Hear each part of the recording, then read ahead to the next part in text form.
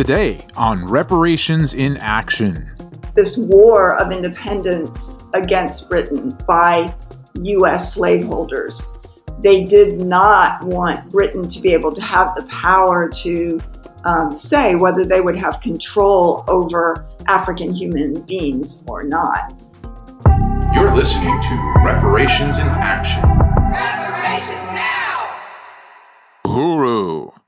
You're listening to the Reparations in Action podcast and FM radio show, White Lies Shattered series.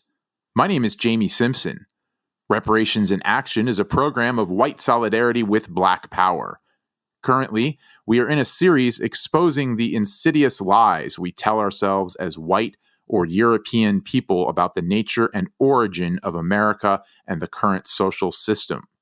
We believe reparations to African people is the key question of our times and is one that demands action on the part of European or white people. As always, we'd like to salute Black Power 96, where this show is aired and recorded for our podcast weekly. Today, we are taking on the white lie that the American Revolution was fought against tyranny. With us today is Penny Hess, chair of the African People's Solidarity Committee and author of the book Overturning the Culture of Violence. Welcome back, and Uhuru, Penny. Uhuru, Jamie. I'm so excited to be here today. I'm glad to be back on Reparations in Action. I want to welcome everybody who's listening. And I am excited to take on this important white lie that, quote, the American Revolution was fought against British tyranny and taxation without representation. And before we start, I want to salute Chairman Omali Yeshitela, Deputy Chair Onisene Yeshitela, the African People's Socialist Party, that formed the African People's Solidarity Committee that I have the honor of being the chair of, as part of their strategy to liberate Africa and African people by sending white people behind enemy lines into the white community to build a movement of solidarity and reparations to African people. My ability to sum up these questions comes from the leadership of Chairman Omali Yeshitela and from the insight, because certainly I couldn't come to some of these conclusions that we are understanding here on this show. But it's very exciting because in this series, we are biased on the side of the African working class, on the side of the oppressed and the colonized. And we recognize there are two sides to every question. And that are the point of view of the oppressor and the point of view of the oppressed. And we aren't here just to give you some interesting history, but to explain the world so that we can be part of changing it.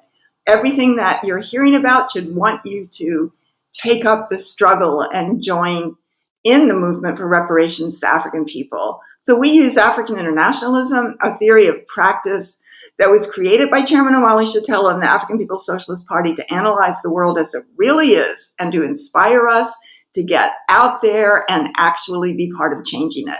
So today we're going to show that the American Revolution was not fought against tyranny or tax or the Tea Party or any of those things, but it was there to preserve the system of enslavement of African people and to make sure that the emerging ruling class of what were then colonies of Britain would maintain control over the trade of African people and the whole system of chattel slavery. So let's start by looking at the world in the 1700s. And, by the mid-1700s, we see what is characterized as the Industrial Revolution, based on what they call the, quote, triangular trade. About 1750 is what is considered the Industrial Revolution. And that is totally tied to the assault on Africa, the kidnapping of African human beings, the theft of raw materials and minerals stolen from Africa. And I'm talking about Europeans leaving Europe, starting with Portugal, later Spain, and ultimately the majority of the major European countries and powers going to Africa in this open assault on the continent of Africa and began kidnapping and trafficking African human beings, forcing them to the Caribbean, to the US, to Brazil, forcing them to labor until their deaths, often worked to deaths in 7 years or less on plantations that produce cotton, sugar, indigo, tobacco.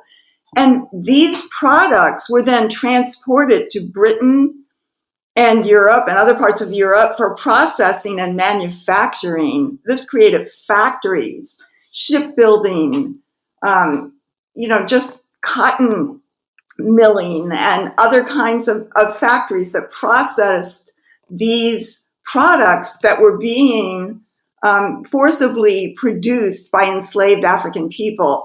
And it brought into Europe huge commodities that were worth huge amounts of resources that were immediately taken up. All the things that, that we know today, tea, coffee, opium, and the ability to get cotton clothes and dyes and tobacco and other kinds of things. And it was also tied to land theft from the indigenous people in the Americas, tied to genocide, open genocide of the indigenous people, a whole subject that we are going to be talking about on this series in upcoming weeks. This is how capitalism was born. That's what Chairman Omali Shatella tells us. It was the birth of the stock market, of industrialization, of banking, insurance, factories, and the whole urban setting. And the assault on Africa was the cornerstone that led to the colonial domination and plunder of the majority of the world, of the entire planet, by Europeans and for the benefit of Europeans. So this created the Industrial Revolution. This forced white serfs and peasants off the land because now they were needed to build ships. They were needed in the industrial centers. They were needed in the factories. They were needed in the cities to do that work. So when we look at the United States, 30% of white people in the South owned African people. So this whole concept that there were only a few white people that owned African people is not true. That in itself is a lie. And that yes, it's true that there were the large plantations where hundreds of African people were owned, but many white farmers owned one or two African human beings. So, the whole question of the enslavement of African people by white people is very deep into the DNA of the United States.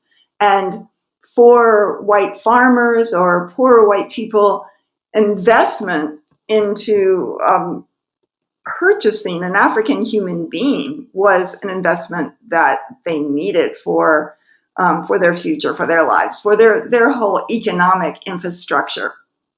And this was the brutal and bitter reality of this country.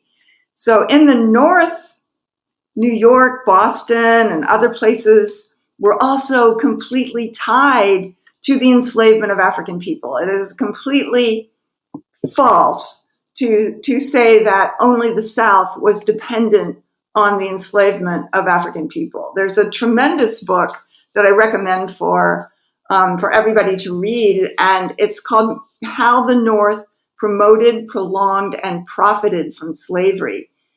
Complicity, How the North Promoted, Prolonged, and Profited from Slavery by Anne Farrow, Joel Lang, and Jennifer Frank of the Hartford Courant. And it came out, maybe 10, 15 years ago, but it really has a lot of really important information in it.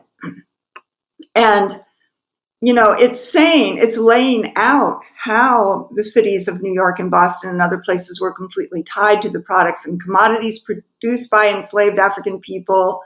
And that it points out that New York City, the enslavement of African people was legal. It did happen. There were thousands of enslaved African people in New York and in New York City. And as we have talked about before, there's something like 16,000 African bodies laying underground underneath the buildings of Wall Street. So that part of New York is where the stock market started, based on the slave ships coming in and bringing African human beings who were the stock. And this is, just to me, that is a reality that does tell the story of the United States and of capitalism itself, of this immense weight of the Wall Street skyscrapers resting on a literal foundation on the bodies of African human beings. And the book Complicity also points out how Wall Street was so dependent on cotton and other commodities coming from the southern plantations, as well as dependent on the voyages, which were often launched from the northern states, from Boston, etc., to Africa, that stole and kidnapped African human beings, that New York wanted to side with the Confederacy. So, that is a really, clear story that you can read about in this book, Complicity. So the fact is that African human beings were the U.S.'s largest single asset class. They were the leverage for mortgages, loans. They were there for investments. They were used for investments. And that's how the major banks actually owned African people. They were collateral, and like your house and your mortgage, if you didn't pay your monthly installments, they could take your collateral away from you, and they did do that. And that's how these big banks and investment firms and mortgage companies and insurance companies ended up owning African human beings. So the resistance of African people also in New York is very, very profound. And 1712 and 1741 were major insurrections of African people, and the terror that was rained down against them, against this powerful resistance, are well known. And that is something also that we can talk about in another episode, because just the resistance of African people is incredible throughout the U.S. and throughout the Caribbean and everywhere that African people have been oppressed and colonized. So we have to understand, too, that the enslavement of African people was primitive accumulation. It created wealth for all colonies on stolen indigenous land and for capitalism overall. And the enslavement of African people was the key issue, not only for the Civil War in the U.S., but for what is called the American Revolution. In 1772, there was a case in London called the Somerset case that outlawed the enslavement of African people in Britain, but not in the colonies. Somerset was the name of an African man who brought a lawsuit against his owner, quote unquote, when his owner tried to take him to Jamaica to sell him. And, you just think how, just intense this history is. And there's a book called The Slave Nation, which tells about this case and tells about the impact that it had. But the Somerset decision, which, again, outlawed enslavement in Britain, not in the colonies, but in Britain itself, in 1772, this was 4 years before the U.S. war for independence from that. And that again, the courts ruled in favor of Somerset, who not only won his case, but, would force others in Britain to be free as well. So, of course, this is 4 years before what became the revolutionary movement. And this news of the Somerset case just rippled through the U.S. newspapers, both North and South, and created a lot of reaction, not only in the South, but throughout the U.S. And, I just also want, so this is, by the way, this is a really important impetus for the hastening of this war of independence against Britain by U.S. slaveholders. They did not want Britain to be able to have the power to say whether they would have control over African human beings or not. So, I wanted to look at, in this whole discussion, Thomas Jefferson, who wrote the words into the U.S. Declaration of Independence.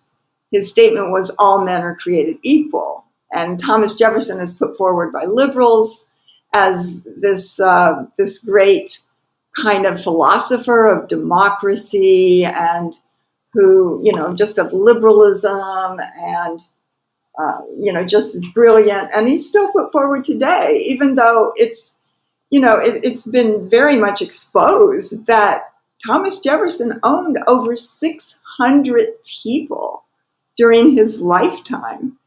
And he acquired approximately 175 enslaved people through inheritance, about 40 from the estate of his father, and 135 from his father-in-law in 1774. So, I want to say that Thomas Jefferson is this kind of liberal, that we still see today. I mean, he had huge natural gardens grew his own food and had vegetables that he brought back from France and from Asia and other places. He had all kinds of beautiful vegetables and fruits growing on his land. And it was, he punished any African viciously and beat them if he accused them of basically reparating any of the vegetables that he had growing there. So, he had big dinners and, just traveled the world, drank wine, imported wine from France. He was very much a slave master of this period. And he, and I do want to say that, the story, the understanding of his raping of his enslaved African woman, Sally Hemings, is something that has been proven by the DNA of the progeny of Sally Hemings, who are alive today, who have had DNA tests to prove that, yes, this really happened, because, the U.S. bourgeois history always tries to wipe that out.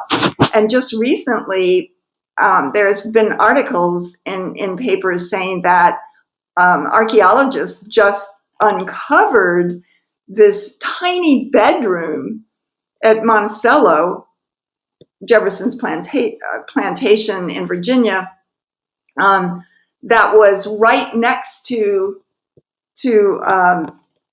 Thomas Jefferson's huge bedroom.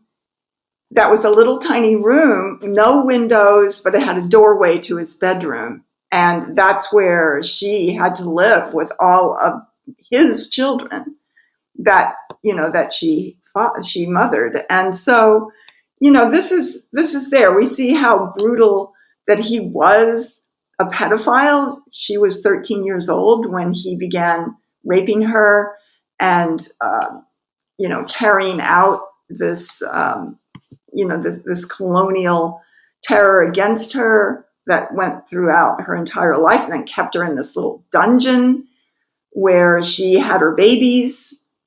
Just a horrible story.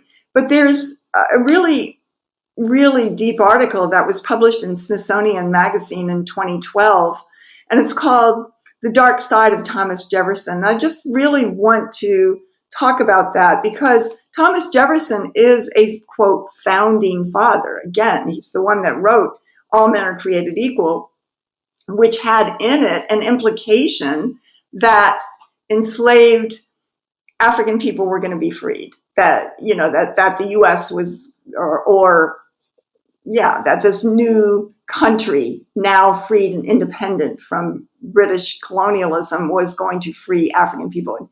It hinted at that. But this talks about the true side of Thomas Jefferson. I just want to read a little bit from this article. Again, it was in Smithsonian Magazine in 2012. And it's saying that the critical turning point in Jefferson's thinking may well come in 1792. And this is where, he really becomes clear. It's saying that he was that just the immense financial benefits and profits that he was gaining from enslaved African people, from his 600 African human beings that he owned. And so it's saying, as Jefferson was counting up the agricultural profits and losses of his plantation in a letter to President Washington that year, it occurred to him that there was a phenomenon he had perceived at Monticello, but never actually measured. He proceeded to calculate it in a barely legible, scribbled note in the middle of a page, enclosed in brackets. What Jefferson set out clearly for the first time was that he was making a 4% profit every year on the birth of Black children. The enslaved were yielding him a bonanza, a perpetual human dividend at compound interest. Jefferson wrote, "I allow nothing for losses by death, but on the contrary, shall presently take credit 4% per annum for their increases and above keeping up their own numbers." His plantation was producing inexhaustible human assets. The percentage was predictable. In another communication from the early 1790s, Jefferson takes the 4% formula further and quite bluntly advances the notion that slavery presented an investment strategy for the future. He writes that an acquaintance who had suffered financial reverses should have been invested in Negroes, quote unquote. He advises that if the friend's family had any cash left, every farthing of it should be laid out in land and African human beings, which, besides a present support, bring a silent profit of from 5 to 10% in this country by the increase in their value. The irony is that Jefferson sent his 4% formula to George Washington, who freed his slaves, precisely because slavery made human beings into money, like cattle in the market. And this disgusted him. I don't believe that it disgusted George Washington, by the way, but I think that there were forces that forced George Washington to have to do that. But Jefferson never did that. And that it also talks about how it's recently come to light how disturbing how Monticello's young Black boys, the small ones, aged 10, 11, and 12, which he forced to work in his nail factory, were whipped to get them to work in Jefferson's nail factory, whose profits paid the mansion's grocery bills. This passage about children being lashed had been suppressed, deliberately deleted from the published record in the 1953 edition of Jefferson's farm book, containing 500 pages of plantation papers. That edition of the farm book still serves as a standard reference to research into the way Monticello works. He's saying that by 1789, Jefferson planned to shift away from growing tobacco at Monticello, whose cultivation he described as a culture of infinite wretchedness. Tobacco wore out the soil so fast that new acreage constantly had to be cleared, engrossing so much land that food cannot be raised to feed the workers and requiring the farmer to purchase rations for the enslaved Africans. In a strangely modern twist, Jefferson had taken note of the measurable climate change in the region. The Chesapeake region was unmistakably cooling and becoming inhospitable to heat-loving tobacco that would soon, he thought, become the staple of South Carolina and Georgia. So he visited farms and inspected equipment and considered a new crop, wheat, and the exciting prospect that it opened to him. And so, he began cultivating wheat and, using this factory where he forced children to make nails, these little children. And he did it in such a brutal way and forced a competition between the children that had them, just as it's just what the colonizer does to colonized people. He forced them to be attacking each other instead of their oppressor. And it's a long story, but I really would urge people to read it in this article. That he says that in 1794, I now employ a dozen little boys from 10 to 16 years of age, overlooking all the details of their business myself. He said he spent half the day counting and measuring nails. In the morning, he weighed and distributed nail rod to each nailer. At the end of the day, he weighed the finished product and noticed how much rod had been wasted. The nailery particularly suited me, he wrote, because it would employ a parcel of boys who would otherwise be idle. Equally important, it served as a training and testing ground. All the nail boys, quote unquote, got extra food. Those who did well received a new suit of clothes. And they could also expect to graduate, as it were, to training as artisans rather than going in the ground as common field slaves. I mean, it was just hideous. Some nail boys rose in the plantation hierarchy to become house servants, blacksmiths, carpenters, or coopers. It talks about that, but how they were pitted to each other. And, and then some received twice the food of others, or no wages. And they received no wages at all. Jefferson paid white boys, overseers' sons, 50 cents a day for cutting wood, but he paid these African children forced to, in this hideous nail factory, to work for nothing. Of course, they were enslaved. They were his property. So he, exuberant over the success of his nail factory, Jefferson wrote, "My new trade of nail making is to me in this country what an additional title of nobility or the ensigns of a new order are in Europe. The profit was substantial. Just months after the factory began operation, he wrote that a nailery, which I have established with my own, quote, Negro boys, now provides completely for the maintenance of my family. 2 months of labor by the nail boys paid the entire annual grocery boy for Jefferson's family." He wrote to Richmond merchants, "My groceries come to between $400 and $500 a year, taken and paid for quarterly.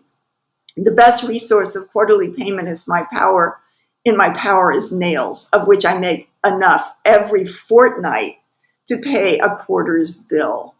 And so, this is talking about he wrote, all men are created equal. He was a vicious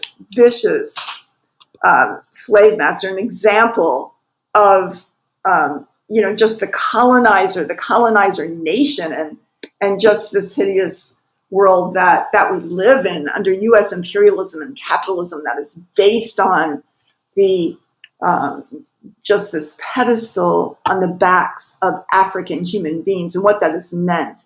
And so I just want to read and sum up briefly what Chairman Omali Shatella has written so that we can, be very clear that this is what capitalism is. This is what the United States is. There were never any ideals of justice and equality for human beings that were at the basis of anything the U.S. has ever done. It has been simply and totally about just the assault on African human beings that we see the continuation of today. It is on the colonial domination of the entire African nation around the world and inside this country. And it is built on the genocide of the Indigenous people and their colonization inside their own lands, their own stolen lands today. So this is the nature, the DNA of the United States, everything about it. It can't be reformed. It's built that way. And that it is built on capitalism, and capitalism is built on the assault and colonization of African people and oppressed people around the world. And Chairman Omali Shatella writes in his incredible book, Vanguard, The Advanced Detachment of the African Revolution, slavery, genocide, and colonialism are the stuff of which capitalism was born. African enslavement was the first capital in the development of capitalism. The prevailing legal system, culture, religion, and general philosophical outlook or worldview constitute the superstructure of capitalism thus conceived. The superstructure is a natural product and reflection of this economic base of colonial slavery. So everything that we're talking about that exists in the US, the school systems, the legal system, the state itself, the ability of white people to have mortgages and buy houses, which out in California costs almost $1 million for a little house. And, just these conditions that we take for granted come at the expense of African people in such a brutal and ongoing way that was there from the very, very beginnings. There are no benign beginnings of the system of capitalism or of the US itself. And the chairman continues, there is therefore no European reality separate from that of Africa and the rest of the world. The entire world is now locked into a single dialectical process, a unity of opposites whereupon the gruesome extraction of life and resources from Africa and the rest of the world is conditioned for the life and development of what we now know as Europe, white people, and the capitalist system to which we have been forcibly affixed. The legal system, culture, white sense of sameness, and political institutions are reflections of this parasitic economic base. Every white aspiration and dream, every expectation for happiness and a good life, from a successful marriage to a secure future for their children, requires drone strikes in Pakistan, police murders and mass imprisonment in the African colonies and barrios of the US, and starvation and forced displacement of the oppressed throughout the world. Chairman Omali Shatella. So all of this is to say that there is a superstructure of our lives that even though we didn't do it, we live as colonizers in the social wealth, opportunities, and on this foundation that created the lives we live, which was the lives of African human beings for hundreds of years. And this is why reparations is the key issue. It was then, it is now. Colonialism is the key contradiction in this entire system, and why we have to answer the call of the African Revolution to win others, to take the stand of reparations. So I'm just going to stop there, Jamie, and we can sum it up. But yeah, this lie was shattered. Uhuru, Penny. Wow. Yeah, this is such an important topic. I really appreciate your overview. I think that of the foundational myths that we need to shatter, that we tell ourselves as white people, the lie that the American Revolution was a fight for liberty against tyranny is one of the most profound. And I think it's really appropriate that you exposed Thomas Jefferson for the foul rapist and slave owner and genocidal maniac that he was. And the fact that there were so many uprisings of African people against slavery at every stage, and that includes during the American Revolution. In fact, the British put out an appeal to any enslaved Africans who wanted to fight for them that they would win their freedom if they fought for the British crown. And of course, they didn't make good on that offer. But it goes to show how hollow this cry of liberty on the part of people like Thomas Jefferson, Ben Franklin, and the rest of them really was when it came from African people. And you can see that again in the way that the United States under Jefferson's presidency responded to the Haitian Revolution, right? Who, if for a moment, thought that maybe they could find an ally in the U.S. because they fought an alleged revolution. And it really begs the question, was the American Revolution even a revolution? Can you have a revolution led by slave owners and colonists? Yeah, it was a fight over the spoils, the colonial plunder and colonial domination and enslavement. That's all it was. It was a fight over who was going to control that. Exactly. And even the Declaration itself, the so-called Declaration of Independence, there's an original version of that includes this pained section by Thomas Jefferson trying to explain that slavery is in fact the fault of King George, that this is something that was foisted on the colonists, and then turns around and lists as one of their complaints the fact that the British were encouraging the African slaves to fight for their freedom and to kill the slave master. That this is yet one more of the tyrannies that they're fighting against. So the hypocrisy just runs really, really deep, and we can continue to see it, I think, reflected in the so-called values of American democracy today, like the notion that the U.S. fights for democracy all around the world, which I know is a lie that we want to take on for a future episode. But it's really important just to see this for the disease-ridden, tyrannical thing that it's always been. As you said, it's fighting over the spoils. It's saying, look, we're the ones who stole the land from the indigenous. We white colonists, we're the ones who did the whipping and the enslaving. So we want all of the profits. Exactly, and that's they want total control over it, and that is in the nature and the total. As we say, the total DNA of the United States. That's what it is. It's not an aberration. It's essential to what the United States is in every possible way. And as we know, and the U.S. has been nothing but a colonizer nation internally, or what is now internally, because all of this land, the whole process that then the U.S. has gone through to steal more and more and more land, and to deepen and enlist the general white population in the genocide against the indigenous people. And at the same time, we see that the U.S. is the dominant imperial power in the entire world today. And, overtly and covertly has its hands in every single thing that's happening throughout the world that is creating economically, politically, militarily suffering for oppressed peoples around the world. This is what the U.S. represents. There is no reform. There's nothing that we can do to make that better. It's got to go. Yeah, and to the extent that we want to delude ourselves and say, well, yeah, there are some problems with U.S. democracy, but still, isn't it democracy? Isn't it the best government that we have that's representative in the world?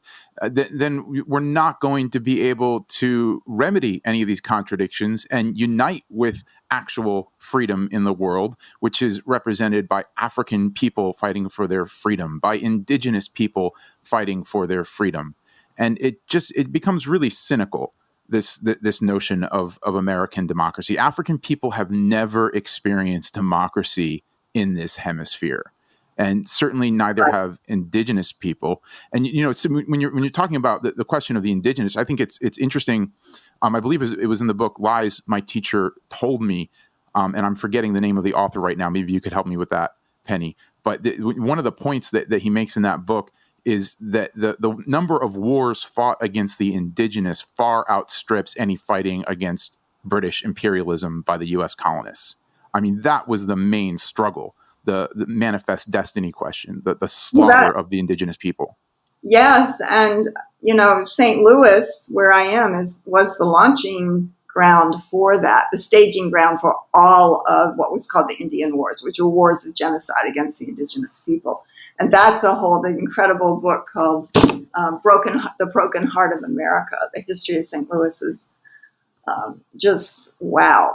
I mean, that book is mind-blowing. And in terms of, every vicious policy against African and indigenous people was basically piloted here in St. Louis over, the last 2 or 3 centuries.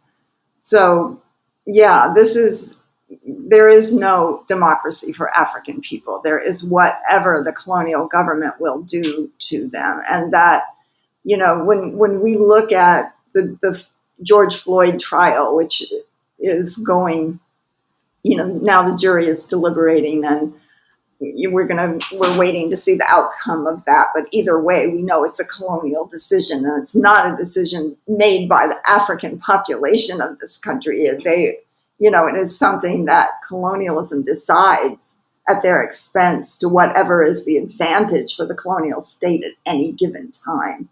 And that there is no way that, defunding a police or anything, any other reform in such a way is going to change anything. The only thing that is changing things is African people taking power over their lives, and such programs as Black community control of police, where African people will determine what the police will be. And when we look at the history of this country, we look at the Thomas Jeffersons and the nail factories and all the children who suffered, and just the depth of the terror that has been, just even into the psyche of African human beings, and yet the resistance and fight that has always been there to be free and liberated is, it's an unbroken line of struggle.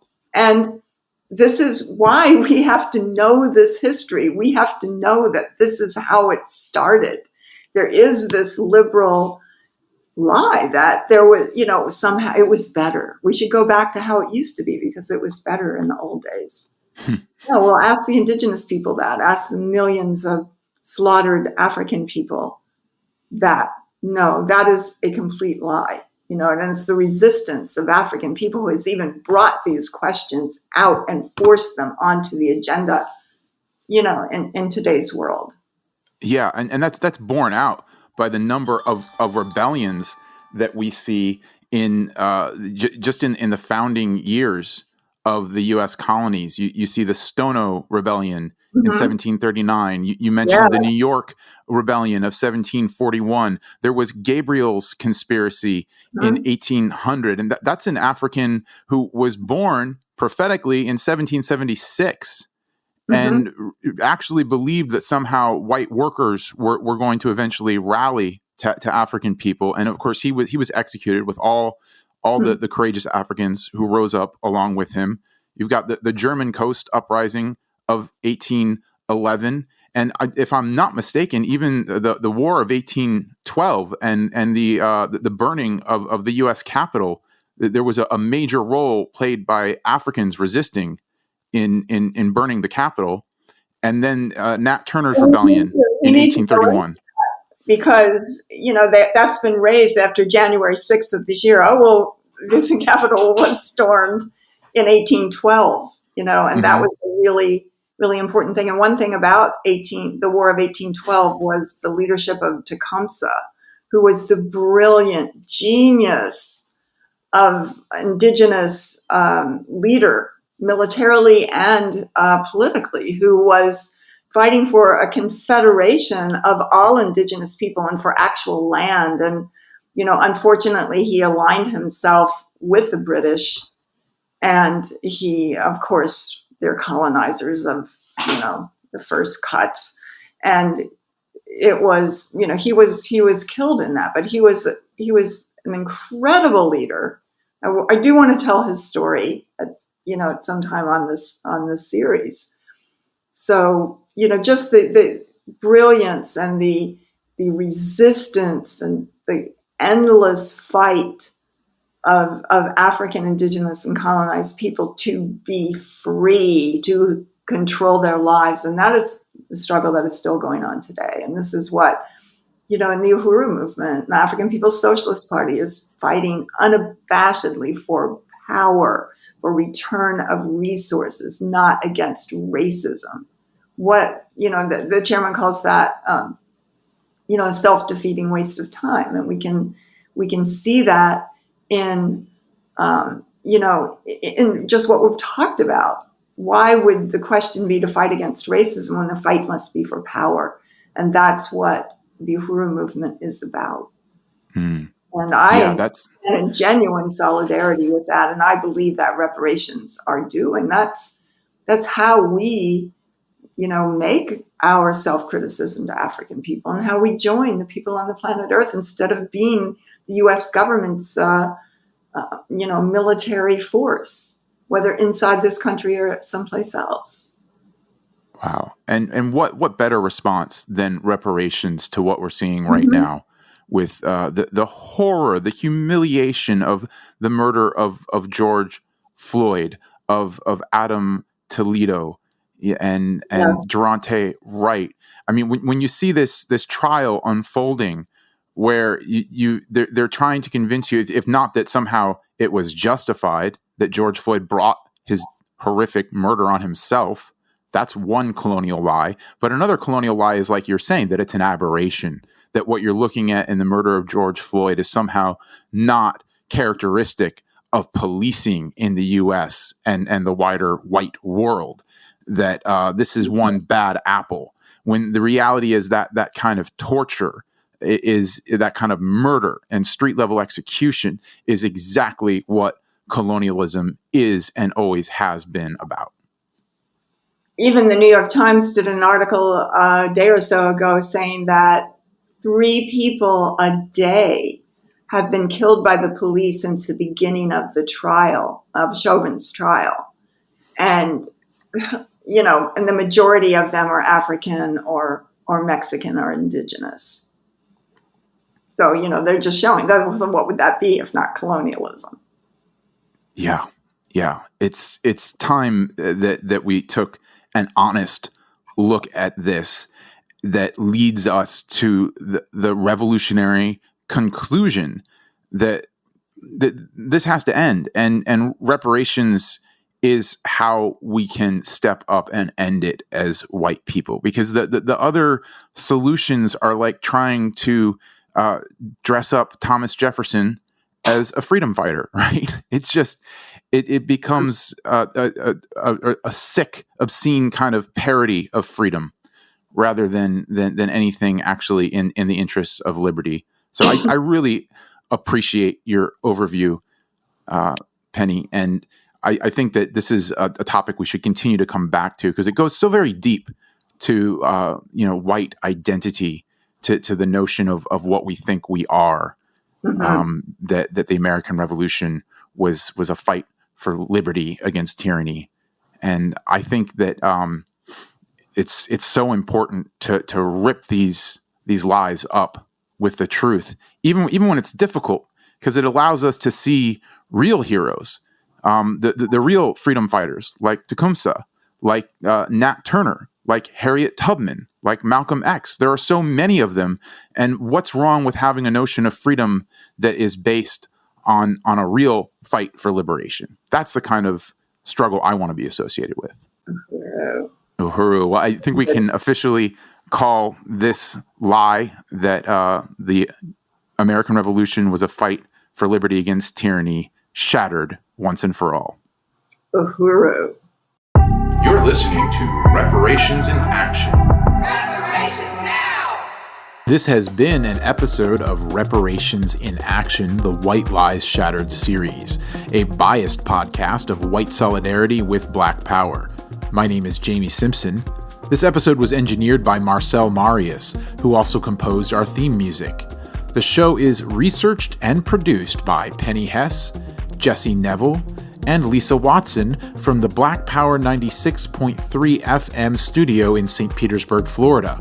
A shout out to Akile Anayi and DJ Eddie Maltzby, as well as the entire Reparations in Action team, Sandra Forrest, Johan Bedingfield, Amanda Carlozzi, Kyle Weiss, Marissa Ricchetti, Ali Aiello, Alana Woods, Declan Keller, Hallie Murray, and Sarah Rittersbach. If you liked what you heard today, you can go to Apple Podcasts and rate this podcast. If you have questions, comments, suggestions, please email them to us at ria@blackpower96.org. Special thanks to the African People's Socialist Party's chairman Omali Yeshitela, without whose leadership and theory of African internationalism, none of the understandings presented on Reparations in Action would be possible. Thank you for tuning in. We'll see you next week.